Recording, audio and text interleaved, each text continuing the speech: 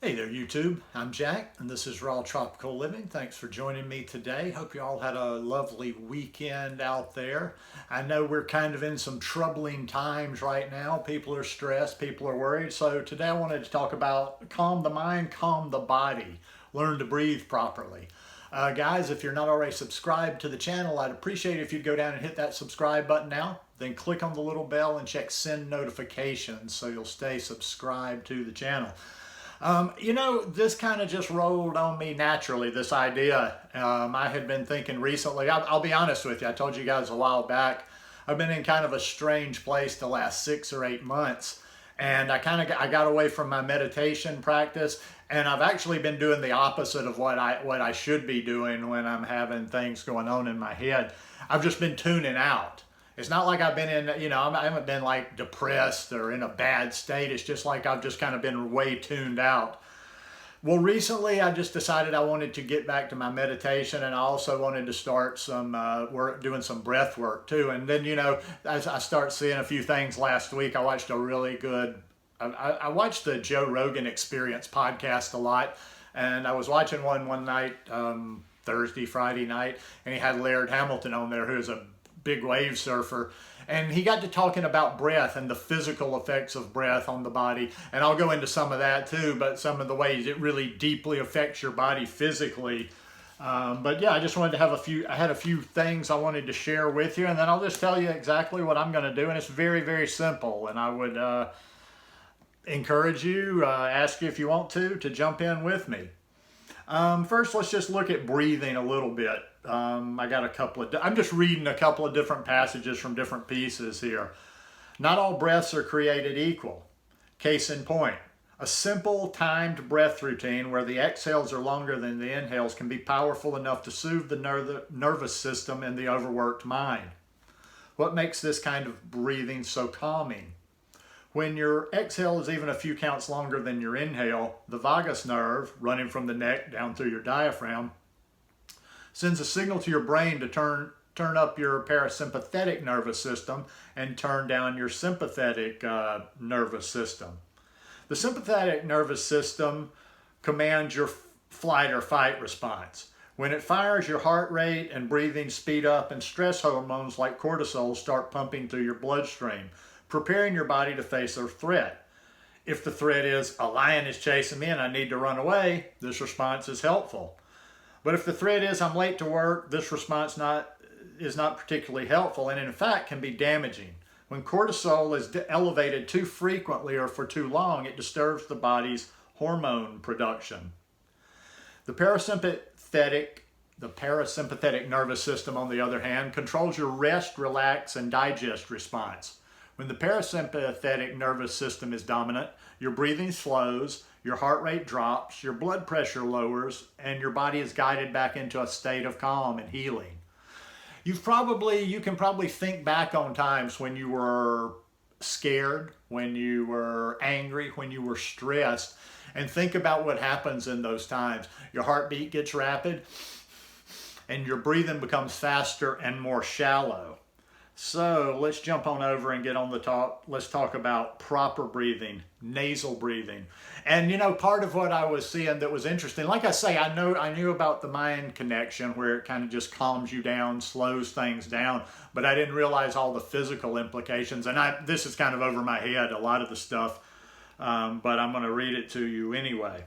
First of all, the path of the breath. The air we breathe is first processed through the nose. The nose is a miraculous filter lined with tiny hairs called cilia.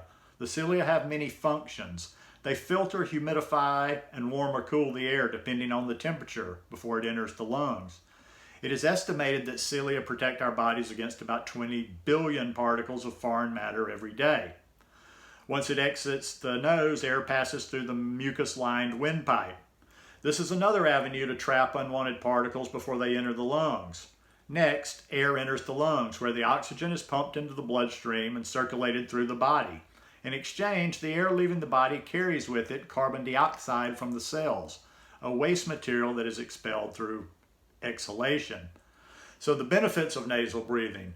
Breathing through the nose is the way our bodies were designed. If you look at a baby, you will see how they breathe. They breathe really deeply. In fact, it's been said that breathing through your mouth is about as practical as trying to eat through your nose. According to experts, most people breathe at 10 to 20% of their full capacity. Restricted breathing greatly decreases respiratory function, which in turn decreases energy levels in the body. Since oxygen is our main source of life and exhalation is the main way to expel toxins from our bodies, poor breathing can contribute to a multitude of health problems, from high blood pressure to insomnia. Poor breathing may even contribute to some forms of cancer. In 1931, Otto Warburg won a Nobel Prize for determining that only oxygen-starved cells will mutate and become cancerous. That should be proof enough to learn how to breathe properly. Many of us feel stressed out, overworked, and overstimulated during our daily life, which leaves us in a chronic state of fight or flight response. Breathing in and out through the nose helps us take fuller, deeper breath, which stimulates the lower lung to distribute greater amounts of oxygen throughout the body. Also, the lower lung is rich with the parasympathetic nerve receptors associated with calming the body and mind, whereas the upper lungs, which are stimulated by chest and mouth breathing, prompt us to hyperventilate and trigger sympathetic nerve receptors, which result in the fight or flight reaction. All right, let's look at another one I have over here. The power of nasal breathing. Science, okay, this is the area I wanted to get to. This gets into your CO2 levels in the blood. Science and benefits of nasal breathing. Now, for my readers who are left-brain scientists and skeptics, let's transition from the art of ancient breathing to the scientific aspects which help support its benefit. This appeals, I think, sometimes to the people that aren't really yogic in the yoga realm or interested in that kind of stuff, and they just want the pure science, you know. Ukrainian doctor Konstantin Pavlovich Buteyko made the observation that a significant percent of human beings are subclinically hyperventilating or overbreathing. This is not the panic-induced hyperventilation where you breathe into a paper bag. Overbreathing is so subtle that most of us are unaware we're doing it. Before I list off some signs of overbreathing, you need to understand why this is potentially harmful. Aerobic respiration involves us breathing in oxygen and breathing out CO2, carbon dioxide. Now, although we commonly refer to CO2 as waste, we need to hold on to a certain amount of CO2 in the blood to ensure our acid-base balance, represented by a number called the pH, is in check. Another important role of retaining enough CO2 is a phenomenon called the Bohr effect. I'm going to keep this really simple. You have a protein in your red blood cells, large red frizz. It's a diagram I can't show you here, called hemoglobin, which delivers oxygen. The conditions in your blood need to be optimal so the hemoglobin releases or unloads oxygen at its destination tissues, muscle, heart, brain, etc. If the oxygen stays stuck in the hemoglobin, you can't release oxygen to your cells, which means they cannot produce energy or function properly. The Bohr effect states that the amount of CO2 in your blood is a significant factor that determines whether oxygen gets released.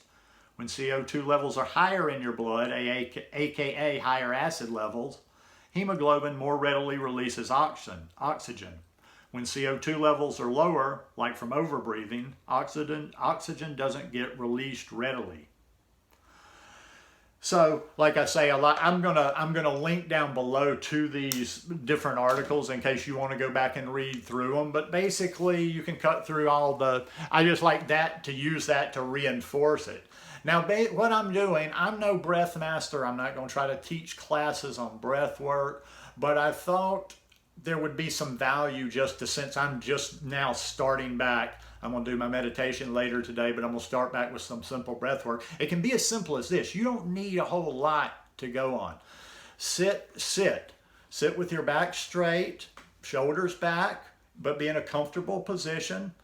You close your eyes, don't close your eyes. I find more people concentrate better when they close your eyes. Close your mouth and just simply inhale.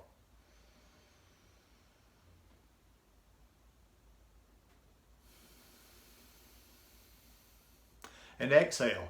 The one thing you might focus on just a little bit is maybe making your exhale a little bit longer than your inhale. Now, if you just sit and do that, don't try to concentrate on anything. Don't try to go any further than that. Just to begin with, that's simple breath work right there. Just simply breathing in and out. Now, what's going to happen is you're breathing in and out, and don't try to control your breath either. What's going to happen is you're breathing in and out, is you just kind of continue to let it happen instead of make it happen. Just let it happen and just kind of feel your way into the flow of the breath. Your breath's going to naturally slow down a little bit. And that's where all the systems of the body start slowing down. The more breaths, the more deeper breaths, the longer exhales, the slower your breath will become. You will feel your heart rate go down. And these are little simple tricks that you don't have to necessarily I would advise, yes, picking a time during the day and sitting aside and doing a little breath work. But you can also practice these things when you're having in day-to-day real situations, sitting in traffic, getting stressed out. Practice a little breathing while you're at that light or stuck in traffic, whatever you're doing. Standing in a line somewhere, waiting for toilet paper. Stand there. Be aware of your surroundings. Don't totally lose track, but just stand there. Take a few deep cleansing breaths.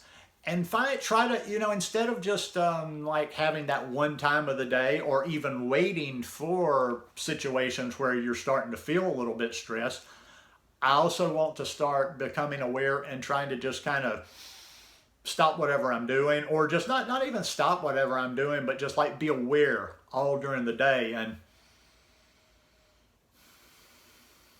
anytime I think about it, anytime I have a minute, just taking some of those long cleansing breaths. And the more we do it during the day, the healthier our bodies get, the calmer our minds are.